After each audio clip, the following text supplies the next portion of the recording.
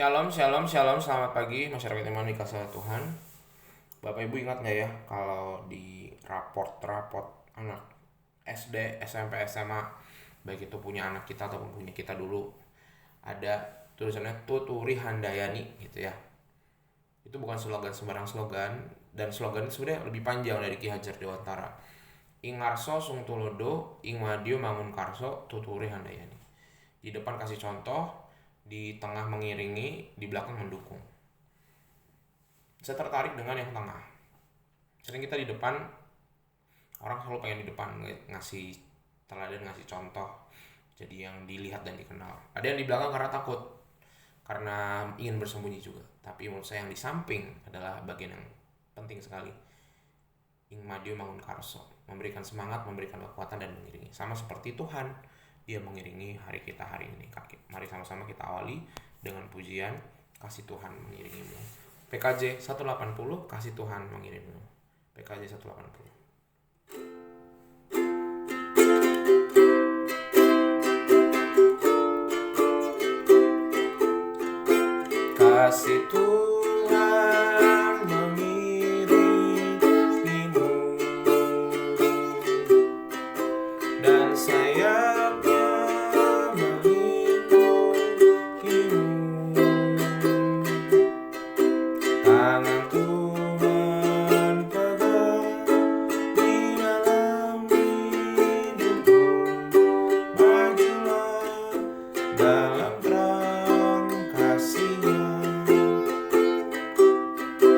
Kasih Tuhan mengiringimu dan sayapnya melindungimu. Tangan Tuhan pegang di dalam hidupmu. Majulah dalam terang kasih-Nya. Mari kita bersatu dalam doa. Tuhan, terima kasih untuk kebaikan Tuhan yang Tuhan tunjukkan dalam hidup kami. Kami percaya bahwa karya Tuhan yang ajaib menolong kami untuk boleh melewati hari demi hari. Kami serahkan biarlah hari ini juga Tuhan yang akan menolong dan menopang kami. Kami serahkan pembacaan firman Tuhan, hanya dalam nama-Mu kami berdoa. Amin. Bapak Saudara, bersama-sama kita buka Mazmur 54. Mazmur 54 kalau Alkitab fisik ayat 1 sampai 5, Mazmur 54 ayat 1 sampai 5. Kalau Alkitab handphone ayat 1 sampai 3. Mazmur 54 ayat 1 sampai 5, kalau Alkitab handphone 1 sampai 3. Dengarkanlah sabda Tuhan.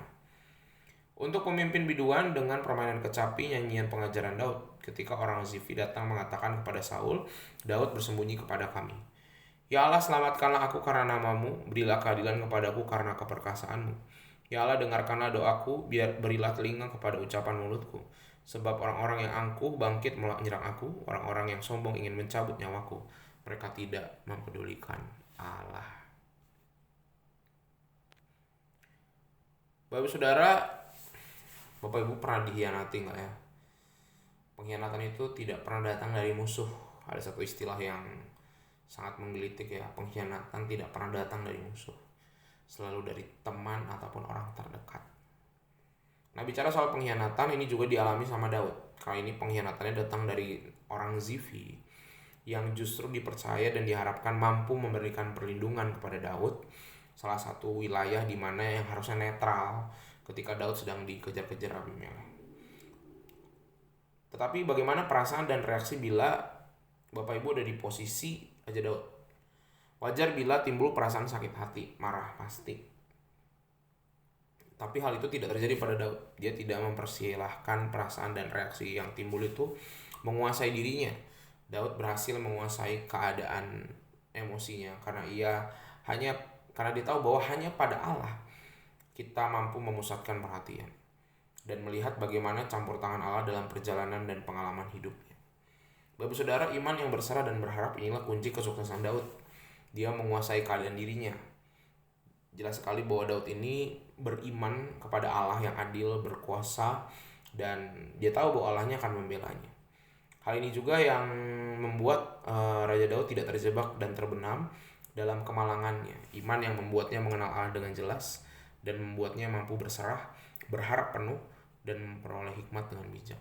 Sehingga Bapak Saudara, pengalaman sesakit apapun bila dihadapi dengan iman yang teguh akan melahirkan sikap iman yang terpuji. Sekali lagi, Bapak Saudara, pengalaman sesakit apapun jika dihadapi dengan iman teguh akan melahirkan sikap hidup yang terpuji.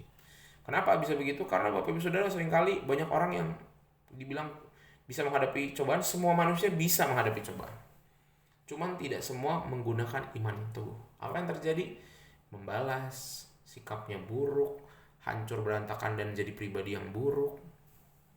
Sikap terpuji hanya dimiliki oleh orang-orang yang melewati masalah dengan iman yang teguh sama Tuhan. Semoga kita menjadi orang-orang yang beriman teguh dan membawa nama harum bagi Tuhan hari ini, bagi dunia yang kita jalani, dan dalam setiap perjuangan yang kita lalui. Amin. Mari kita berdoa. Tuhan, terima kasih melalui firman-Mu hari ini kami belajar untuk terus menjadi orang-orang yang punya sikap yang terpuji. Kami tahu di sekitar kami banyak masalah, tantangan, orang-orang sulit, banyak pengkhianatan terjadi, tapi bukan berarti itu jadi alasan kami untuk membalas. Kami untuk menghadapi tantangan, Tuhan cuma minta satu, beriman aja. Stay, tetap diam, dan menantikan pertolongan Tuhan dan tanda-tanda baik dari Tuhan. Kami serahkan kehidupan kami hari ini, dalam nama kami berdoa. Amin. Selamat pagi, Tuhan Yesus memberkati, tetap bersemangat.